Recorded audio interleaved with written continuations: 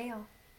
So I've been wanting to make this video for you guys about vulnerability, and I put it off a little bit because of being sick. You might be able to hear it in my voice.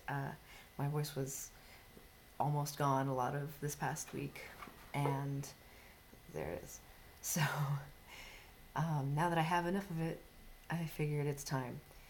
The other reason that I realized I probably have put off talking about vulnerability is because there are three types that I personally use, and then there are three of the major types. So the first one is is in your body, is in getting the feeling of your body when you're going to cry. The second being trigger work. That's what I primarily use, and so it's pretty personal.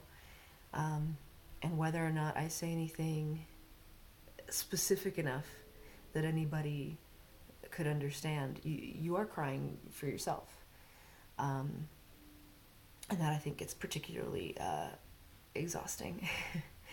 And then, like, active imagination is the final one. So, in this instance, I don't have a character necessarily that I'm holding on to because I'm just talking to you guys. But if you are in character, if you can truly empathize with that character, then in theory you should be crying for what makes them cry.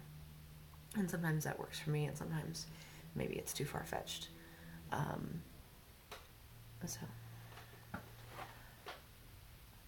so when you're doing body work, you want to be aware of where you feel things. And I tend to feel things in my chest and in my face and in my throat. And you don't want to breathe out the emotion. And I wish the light was better because I can get myself to tearing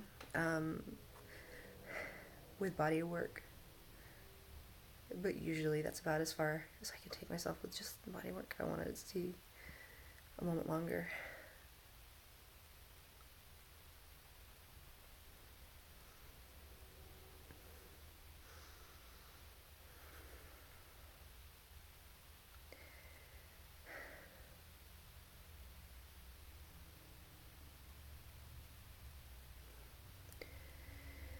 So that's about as far as I can go with just body work alone. And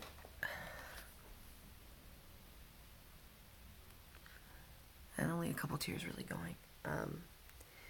So that's as far as I get myself with body work. I try to prepare with body work, and then if there are lines or something that I can use, then I will use.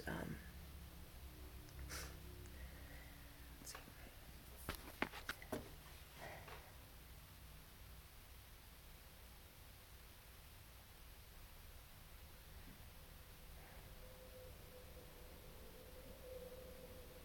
And you try not to push. You try not to just make like the faces that you think you would for somebody who's crying really hard. But I might start using my trigger work, and that's where it gets a little bit nerve-wracking, and maybe for me, or maybe the thing that made me not post this sooner is because getting into your personal stuff is already stressful enough. But let me think of my line right now. It doesn't matter anymore. It doesn't matter anymore.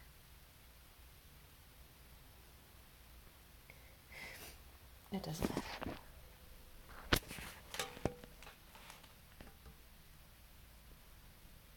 Okay. That's enough for today.